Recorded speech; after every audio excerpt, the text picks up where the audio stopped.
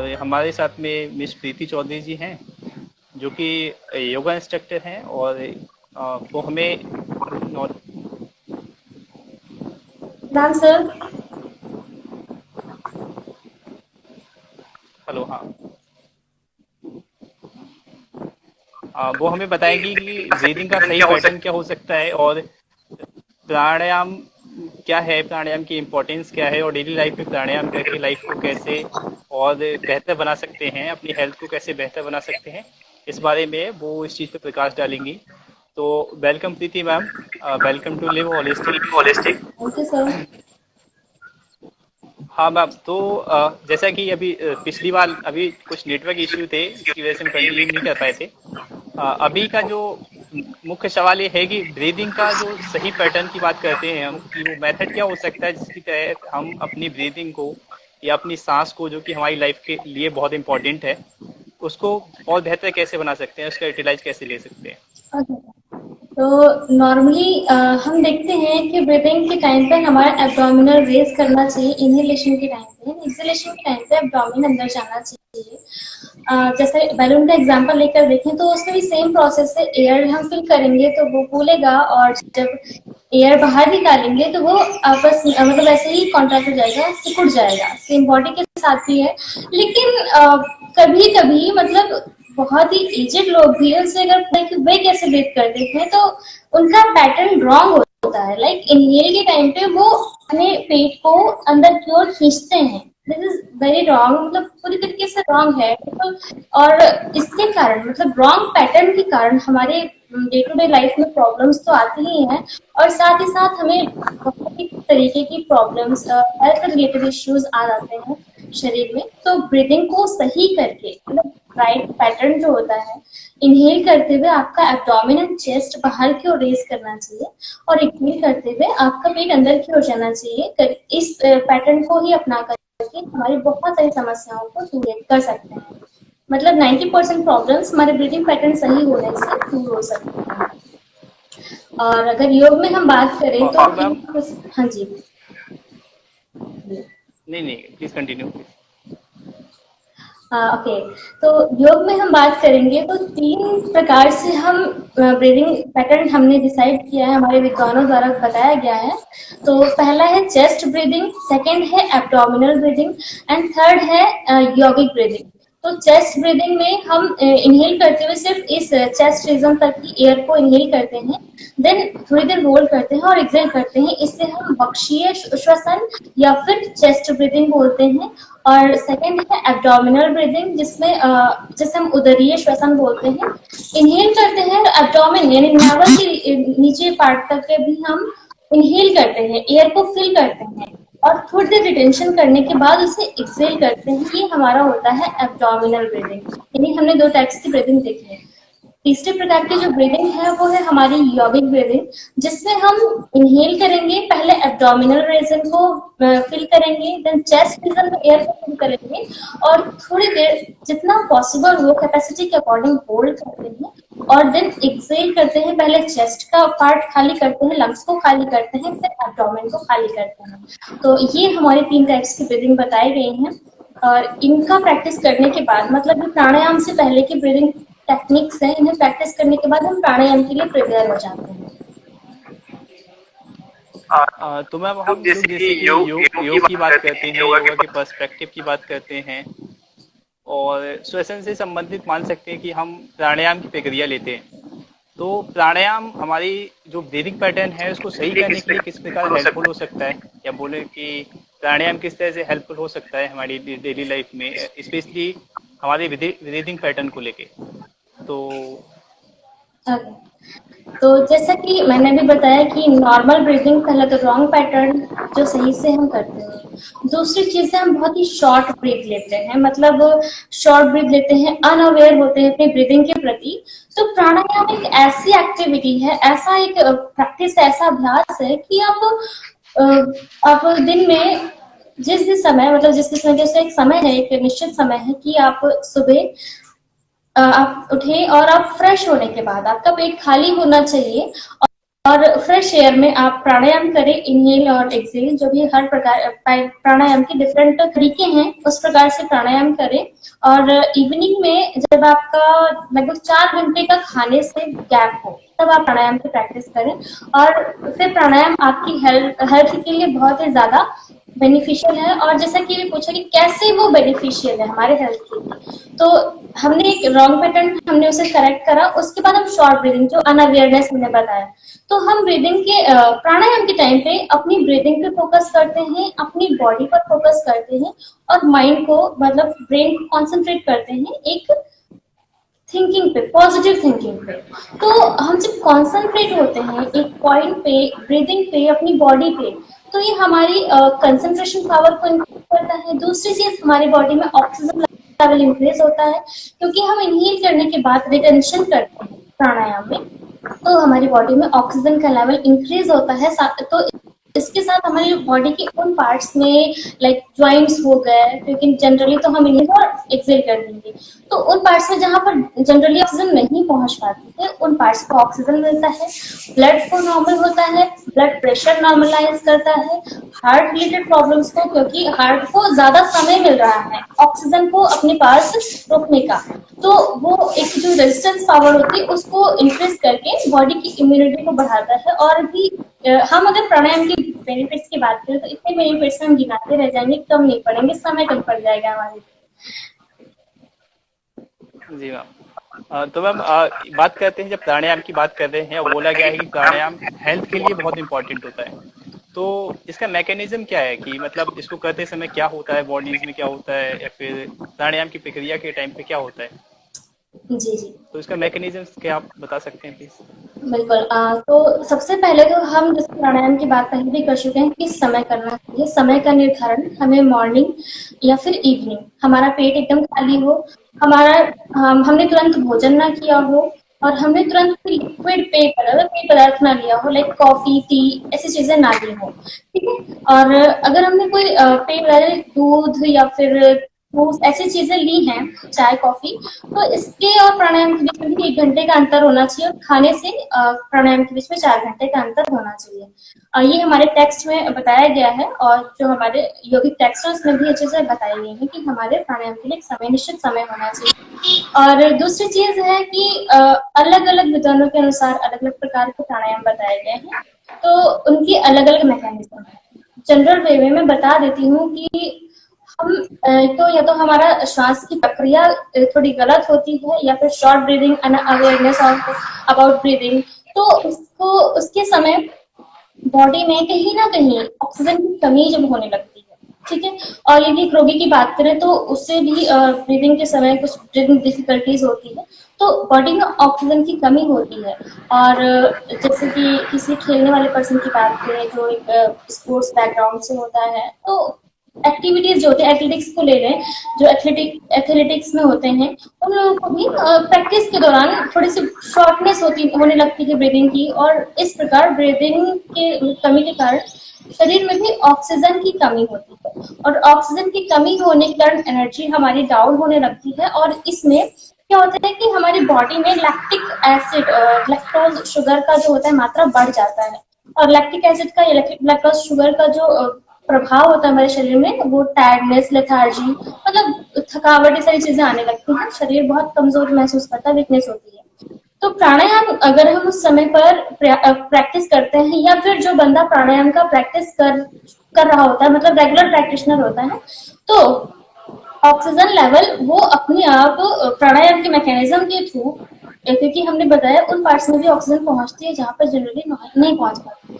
तो प्राणायाम की जो एक नीड होती है हमारी बॉडी में, वो ठीक होती है, वो पूरी होती है प्राणायाम के थ्रू, और बॉडी नॉर्मल कंडीशन में आती है, माइंड बॉडी कोऑर्डिनेशन अच्छा होता है, और जो ये समस्या आती है तो इसको भी दूर करता है। और समस्या नहीं भी है, कोई बंदा स्वस्थ है तो मैं क्यों प्राणायाम करूं, तो भी ऐसा कुछ नहीं कि आप अगर स्वस्थ है तो प्राणायाम नहीं कर सकते या नहीं करना चाहिए। आपको तभी प्राणायाम करना चाहिए क्योंकि वो आपके लिए बहुत ही ज्यादा, पर कोई भी कंडीशन हो सकती है, तो जब बॉडी में कार्बन डाइऑक्साइड की मात्रा बढ़ जाती है या ऑक्सीजन लेवल कम हो जाता है, तो उस कमी को पूरा करता है और ब्लड को प्योरीफाई करता है। तो ये मैकेनिज्म था हमारा पूरा प्राणायाम का। ऑक्सीजन इंक्रीज करता है बॉडी में और कार्बन डाइऑक्साइड की मात्रा को कम करता है।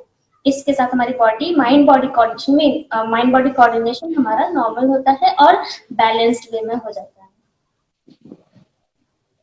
ओके, बहुत अच्छा मैम। तो क्या ऐसा भी होता है कि ऐसा कौन सा प्राणायाम है या कौन से प्राणायाम है जो कि एक ह्यूमन बीइंग के लिए बहुत ज़्यादा बेनिफिशियल हो सकते हैं, या फिर हर किसी को इसकी प्रैक्टिस करनी चाहिए? और अगर कुछ है तो मतलब क्या टाइमिंग हो सकती है उस प्रैक्टिस करने के लिए? तो इसके बारे में भी थोड़ा अगर प्रकाश डालें तो बढ़िया रहेगा। ओके। हाँ जी, तो प्राणायाम जो सभी के लिए मतलब सभी के लिए बेनिफिशियल है तो वो है भ्रामरी प्राणायाम है, दूसरा नाड़ी शोधन प्राणायाम। तो नाड़ी शोधन प्राणायाम की पहले हम बात करते हैं। तो सिर्फ नाड़ी शोधन ही नहीं, सारे प्राणायाम कि मैंने बता दी कि हमें समय क्या होना चाहिए, कंडीशन क्या होनी चाहिए और आपका एक प्रॉपर मैनर होना चाहिए बैठने का, सिटिंग पोजीशन होनी चाहिए आपकी। तो उसके लिए आप कोई भी मेडिटेटिव पोस्चर, वज्रासन हो सकता है, सिद्धासन हो सकता है, पद्मासन हो सकता है, अर्ध पद्मासन हो सकता है। और यदि आप इन आसनों में बैठने के समर्थ नहीं है, बैठने में समर्थ नहीं है, तो आप नॉर्मल सुखासन, जिसे पालथी मार करके बैठना कहते हैं, उसमें बैठ सकते हैं। और सामान्य स्थिति हो गई, आपकी कमर सीधी होनी चाहिए, गर्दन सीधी होनी चाहिए, गर्दन पीछे की ओर या आगे की ओर झुकी नहीं होनी चाहिए। अब नाड़ी शोधन प्राणायाम की हम बात कर लेते हैं। ये पोजीशन सभी प्राणायाम के लिए बैठने की स्थिति हो गई। अब नाड़ी शोधन की पैटर्न की बात करते हैं, इसका क्या तरीका है हमारा। तो हम बात करते हैं नाड़ी शोधन प्राणायाम की। हमारा बायां हाथ ज्ञान मुद्रा में होना चाहिए, जो कि इंडेक्स फिंगर और थंब के टिप पार्ट को मिलाने से बनता है। पोजीशन बनता है और ये हम नी पे इस प्रकार रखेंगे, घुटने पे रखेंगे, एकदम स्ट्रेट बैठेंगे और राइट हैंड से हम प्रणव मुद्रा बनाएंगे। स्टार्टिंग की 2 फिंगर्स को फोल्ड करके थंब के रूप में लगाएंगे। तो अभी हमारे पास थंब है फ्री एंड बाकी की 2 फिंगर्स फ्री हैं। तो हम राइट नॉस्ट्रल क्लोज करने के लिए थंब का इस्तेमाल करेंगे लाइक दिस, और लेफ्ट नॉस्ट्रल क्लोज करने के लिए लास्ट की 2 फिंगर्स को इस प्रकार से इस्तेमाल करेंगे। अब इसमें ब्रीदिंग कैसी है? तो ब्रीदिंग होनी चाहिए आपकी लेफ्ट साइड से पहले इनहेल करेंगे और अंतः कुंभक लगाएंगे, उसके साथ में मूल बंद का इस्तेमाल बताया गया है हमारे बीकेएस अयंगर की बुक में, उनके टेक्स्ट में ये चीज बताई गई है, मूल बंद। तो मूल बंद की प्रक्रिया क्या होती है? हमारे एनएस पार्ट को, गुदा मार्ग को कॉन्ट्रैक्ट करते हैं, इनहेल किया, ठीक है, और इनहेलेशन के साथ में हमने एनएस पार्ट को कॉन्ट्रैक्ट किया, ठीक है। थोड़ी देर हमने होल्ड किया ब्रीदिंग को, जितना पॉसिबल हो सकता है उतना ही करना है, अपनी कैपेसिटी से बाहर नहीं करना है, ठीक है। और फिर एक्सहेलेशन कैसे करना है? हमें लेफ्ट नॉस्ट्रल क्लोज किया और राइट नॉस्ट्रल से एक्सहेल किया और फिर हमने उद्यान बंद का इस्तेमाल किया। उद्यान बंद में एक्सहेलेशन किया और अपने एब्डोमेन को अंदर की ओर सक करेंगे, नीचे की ओर। ये हमारा उद्यान बंद की प्रोसेस है। उसके बाद क्या करेंगे? हमने एक्सहेल कर दिया, उद्यान बंद रिलीज करेंगे, देन राइट से ही इनहेल करेंगे। हमने राइट से ही एक्सहेल किया था, भी राइट से ही इनहेल करेंगे और फिर मूल बंद का अभ्यास करेंगे और एक थोड़ी देर होल्ड करेंगे जितनी आपकी कैपेसिटी है और फिर एक्सहेल करेंगे हम लेफ्ट नॉस्ट्रल से। ये हमारा 1 राउंड कंप्लीट होता है नाड़ी शोधन का, ठीक है। तो आपको इसके साथ इनहेलेशन के साथ मूल बंद, एक्सहेलेशन के साथ उद्यान बंद का अभ्यास करते हैं। और ये दोनों ये मेन चीजें हैं जो हमारे प्राणायाम के साथ ऐड होनी ही होनी है, तभी हमें प्राणायाम का पूरा बेनिफिट मिल पाएगा। और ये जो है हमारा पूरा नाड़ी शोधन का प्रोसेस है और इसे हर कोई आराम से कर सकता है और इसके लिए कोई भी रिस्ट्रिक्शन नहीं, कोई व्यक्ति नहीं कर सकता है। अब भ्रामरी प्राणायाम की बात कर लेते हैं। ये कोई प्रश्न पूछे सब नाड़ी शोधन? नहीं, मैं बाद में पूछता हूँ आपसे, आप कंटिन्यू कीजिए। ओके। तो भ्रामरी प्राणायाम की बात कर लेते हैं हम। भ्रामरी प्राणायाम के लिए भी सिटिंग पोजीशन सेम होगी, लेकिन हमारे दोनों हाथों को स्थिर रखना है, दोनों हाथों से कोई मुद्रा नहीं लगानी है, क्योंकि हमें दोनों हाथों की अंगुलियों का इस्तेमाल करना है। अंगुलियों का इस्तेमाल कहाँ करना है? हमारे कान का ये जो कार्टिलेज होता है, ये पार्ट, इसको, दोनों कानों के कार्टिलेज को हम दोनों इंडेक्स फिंगर से ऐसे प्रेस करेंगे, ठीक है। और प्रेस करने के बाद आपको बाहर की कोई भी आवाज नहीं आएगी, मतलब इतना जोर से प्रेस नहीं करना है, लेकिन नॉर्मली भी आप बंद करके देखेंगे तो आपको बाहर की आवाज बहुत ही मतलब ना के बराबर ही हो जाएगी। पर यदि आप सही तरीके से उसे नॉर्मल हल्का सा प्रेस करेंगे तो बाहर की आवाज नहीं आएगी। ये हमारा पहला हो गया। ठीक है, हमने कान को बंद किया। ठीक, अब हम पूरा सांस लेंगे नेवल के रीजन तक, मतलब पूरा पेट हमारा बाहर आएगा जितनी हमारी कैपेसिटी है। इनहेल करेंगे, इनहेल करेंगे पूरा, जितना हम कैपेसिटी अपने सामर्थ्य के अनुसार इनहेल कर सकते हैं। फिर उसके बाद क्या करेंगे, करेंगे और एक्सेल करते हुए भंवरे के तरीके से, भ्रामरी के तरीके से आवाज निकालेंगे। आंख बंद किया, इनहेल एंड एक्सेल।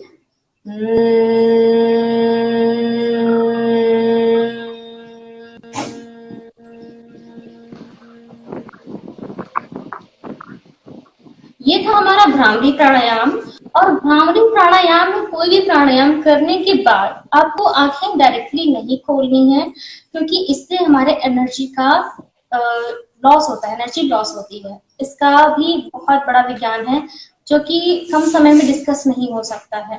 ठीक है, तो इसके बारे में कभी और सेशन रख लेंगे। फिलहाल तो ये ध्यान दीजिए कि आपको आंखें डायरेक्टली नहीं खोलनी है। तो भ्रामरी प्राणायाम के टाइम पे हमने देखा कि हमने इनहेल करा और ब्रीदिंग को होल्ड कर सकते हैं तो कीजिए, वरना रोकने की जरूरत नहीं है। और तुरंत आपको जैसे ओम का लास्ट स्टेज होता है माँ, वही आवाज निकालनी है, भंवरे के तरीके की आवाज निकालनी है। और उसी के टाइम पे आपको पूरा एक्सेल कर देना है। और एक्सेल करने के बाद आपको फिर से इनहेल करना है, फिर से वही एक्सलेशन उसी आवाज के साथ करना है, उसी वॉइस के साथ करना है आपको। इस प्रकार आप शुरुआत में 5 राउंड कर सकते हैं नाड़ी शोधन प्राणायाम के लिए। और भ्रामरी प्राणायाम अगर आप बिगिनर हैं तो आप इससे शुरुआत करेंगे। और यदि आप रेगुलर प्रैक्टिशनर हैं तो आप 5 के बाद 7 to 8 राउंड इंक्रीज करें, बढ़ाते जाए बढ़ाते जाए। तो आप ऐसे को 10 राउंड 15 राउंड तक लेके जा सकते हैं नॉर्मली। और आपको इसकी बेनिफिट बताते हैं भी। जी, आप और पूछिए, कोई प्रश्न है सर?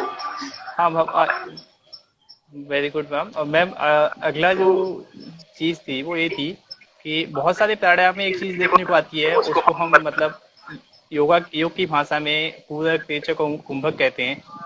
और क्या इसका पूरक, रेचक और कुंभक का कोई इफेक्ट पड़ता है प्राणायाम में, या फिर प्राणायाम को बेटर बनाने के लिए, उसका इफेक्ट को बढ़ाने के लिए? तो इसकी इम्पोर्टेंस क्या है मैम?